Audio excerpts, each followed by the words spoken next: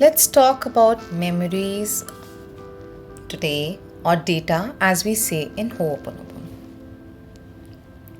William Shakespeare wrote, "There's nothing either good or bad, but thinking makes it so."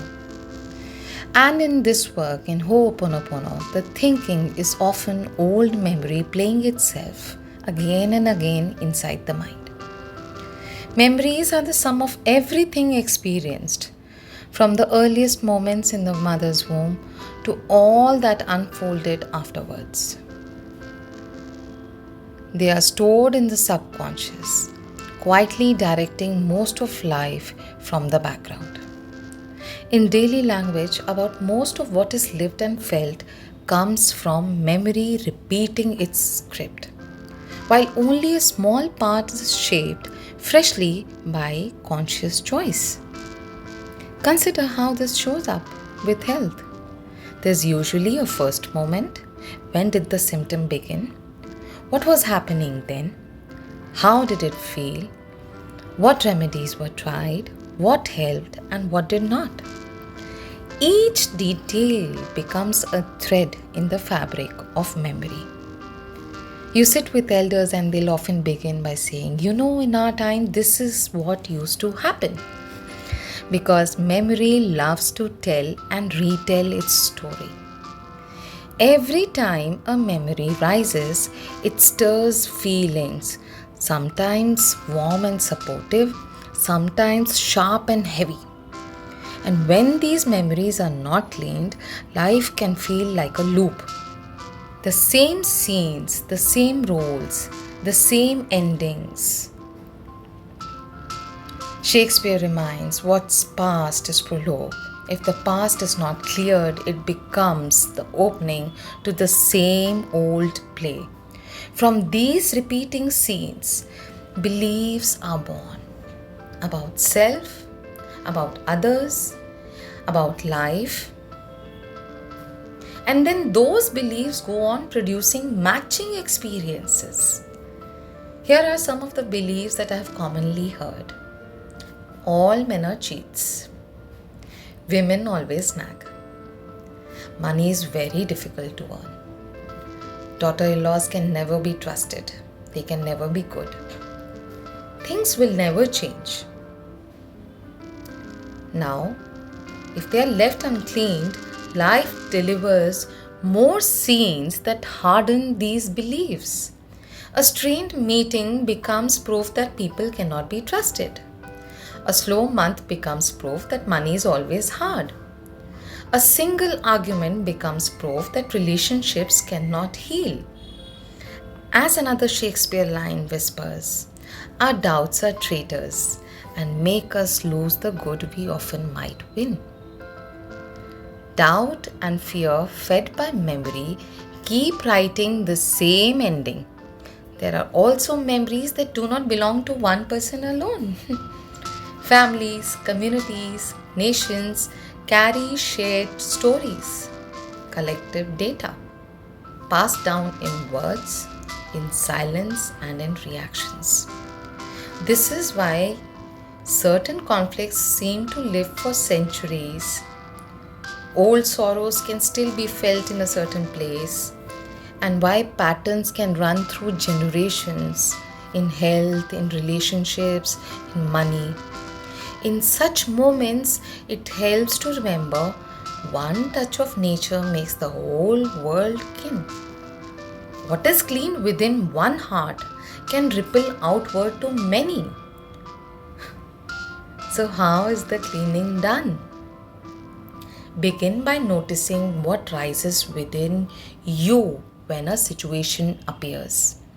Tightness in the chest, heat in the face, a familiar voice of fear or anger, and take 100% responsibility for the same.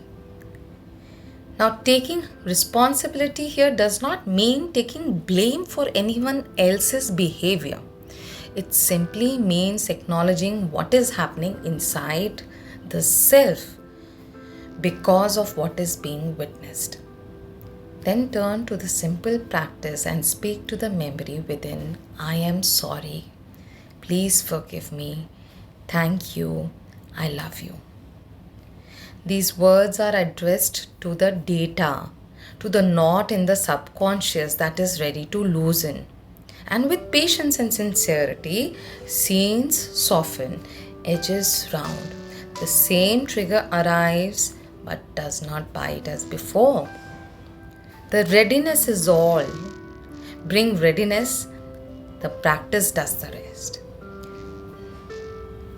I want you to think of the 5 core wounds that humans often carry: rejection, abandonment, humiliation, betrayal, injustice. When the 4 phrases are applied consistently to the feelings they awaken, something begins to change. The sting reduces. The story loses weight. Choices open when there was once only reaction.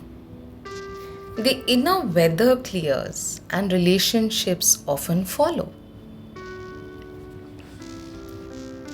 Sweet are the uses of adversity.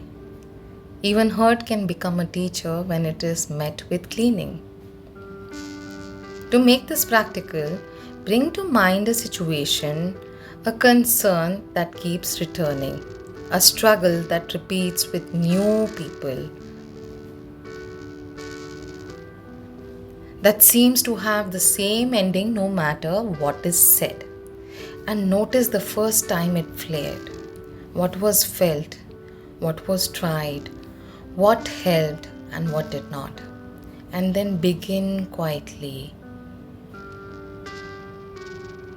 by saying, I'm sorry, please forgive me, thank you, I love you. Do this not to fix the other person, but to release the memory in the self that is drawing the scene.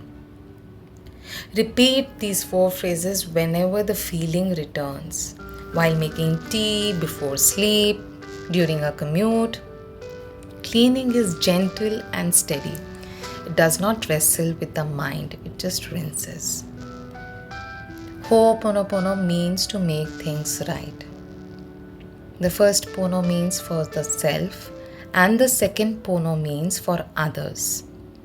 The peace in here inviting peace out there.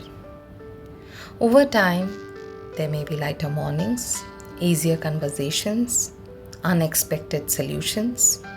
Where belief once declared nothing will ever change, experience begins to answer something already is.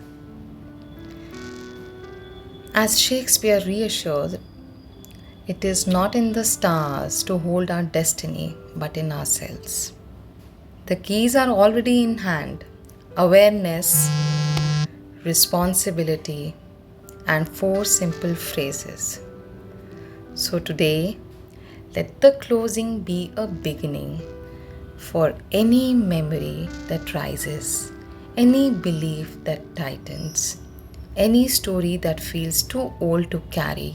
Speak softly with it. I'm sorry, please forgive me, thank you, I love you.